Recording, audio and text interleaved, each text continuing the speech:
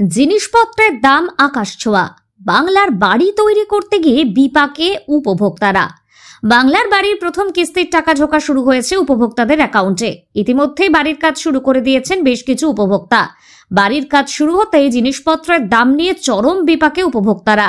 তারা বলছেন, বাড়ি তৈরির জন্য বালি, ইট সহ যে সমস্ত প্রয়োজনীয় জিনিসের দাম এত বেশি যে সরকারের দেওয়া 1,20,000 টাকায় কি করে তারা বাড়ি নির্মাণ করবে ভেবেই কুল পাচ্ছে না। প্রশাসনের হস্তক্ষেপের দাবি জানিয়েছেন তারা। বেশ কিছু উপভোক্তা ইতিমধ্যে ভিডিওর কাছে দাবি জানিয়েছেন, বালি সহ ইটের দাম কমানোর ব্যবস্থা করুক প্রশাসন। জেলা প্রশাসন সূত্রের খবর, পশ্চিম মেদিনীপুর জেলার 1,01,822 জন উপভোক্তার নাম রয়েছে এই তালিকায়।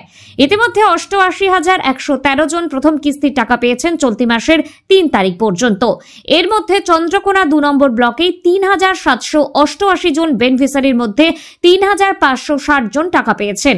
টাকা পেতেই ব্লক প্রশাসনের তরফ থেকে জানানো হয়েছে কিভাবে তারা বাড়ি নির্মাণ করবেন, কতদিনের মধ্যে বাড়ির কাজ শেষ করতে হবে। বাড়ি না করলে প্রশাসন আইনত ব্যবস্থা নেবে বলে জানানো হয়েছে। এই বাড়ির জন্য রাজ্য সরকারের উদ্যোগে 1,20,000 টাকা করে পাবে দরিদ্র উপভোক্তারা। সেই বাড়ির কাজ করতে গিয়ে বিপাকে পড়েছেন উপভোক্তারা। তাদের দাবি, এক ট্রাক্টর বালি কিনতে খরচা হচ্ছে 6 থেকে 7,000 টাকা।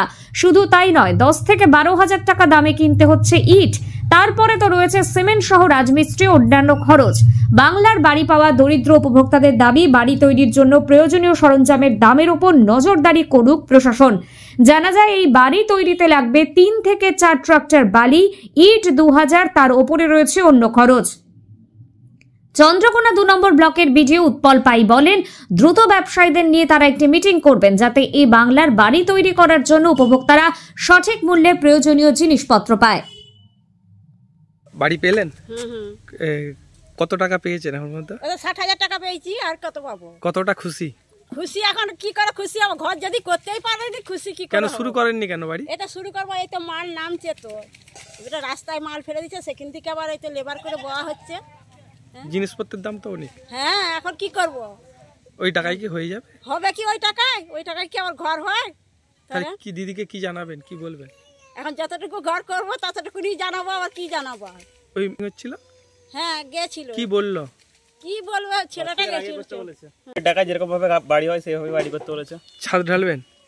ছাদলে অ্যালবেস্টার দিবেন। ওই টাকায় সম্পূর্ণ ভারী করা যাবে কি? হয়ে যাবে, কুলি যাবে মনে হচ্ছে? এবার দেখতে হবে, কুলি যাবে। বাড়িতে করি না, ঠিক আছে, এবার দেখতে হবে বাড়ি কুলাই না কুলাইনি।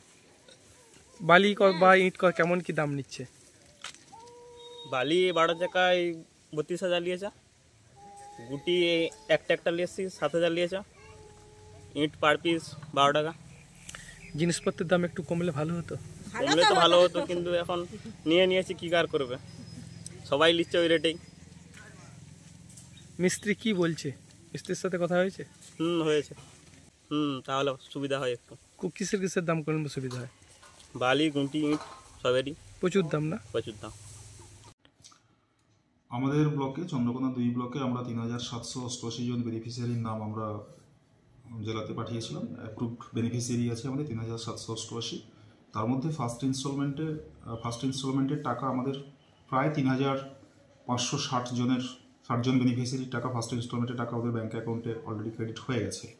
আমরা বিভিন্ন জিপিতে ক্যাম্প করছি এবং যাতে বেনিফিশিয়ারিরা খুব তাড়াতাড়ি বাড়ি শুরু করে দিতে পারে সেদিকটাও আমরা দেখছি। আমরা পঞ্চায়েত সমিতির তরফ থেকেও দেখছি এবং জিপিদেরকেও আমরা ইনস্ট্রাকশন দিয়ে দিয়েছি, ওরা যেন ওগুলোকে মনিটর করে আর কি। কিছু বেনিফিশিয়ারি অলরেডি বাড়ি তৈরি করতে শুরু করে দিয়েছে। আমাদের কাছে ইনস্ট্রাকশন আছে যে বাড়িটা 270 স্কোয়ার ফিটের মধ্যে বাড়িটা হতে হবে। উপরে সে অ্যাসবেস্টাস দিতে পারেন, বা তিনি টিন দিতে পারেন, বা তার যদি আরও আর্থিক সামর্থ্য থাকে তিনি ওটাকে ছাদও ঢালতে পারেন। তবে তার এক্সট্রা টাকাটা তাকে নিজেকে বহন করতে হবে। প্রথম কিস্তিতে তারা 60,000 টাকা পেয়েছেন। 60,000 টাকা পর্যন্ত তাদের যে আছে 270 square feet minimum 270 square feet যে কার্পেট এরিয়া থাকে সেটা তাদের করতেই হবে। তার বেশি তারা করতে পারে, তাহলে তার ফান্ডটা তাদের নিজেদের থেকেই দিতে হবে আর কি। আর 60,000 টাকা পর্যন্ত যে বাড়িটা হবে সাধারণত কার্নিস লেভেল পর্যন্ত, মানে জানলা দরজার উপর পর্যন্ত যে লিন্টন থাকে তার পর্যন্ত আমাদের ওরা করবে আর কি। সেটা করে দিলেই তারপরে সেকেন্ড ইনস্টলমেন্টের টাকা ঢুকবে। সেকেন্ড ইনস্টলমেন্টের টাকা ঢুকলে ওরা বাড়িটা কমপ্লিট করবে। পুরো প্রসেসটা ওদেরকে 4 মাসের মধ্যে শেষ করতে হবে, এরকমই নির্দেশিকা আমরা ওদেরকে দিচ্ছি। আমাদের কাছে যে নির্দেশিকা আছে সেগুলোকেই ওদেরকে জানানোর চেষ্টা করছি।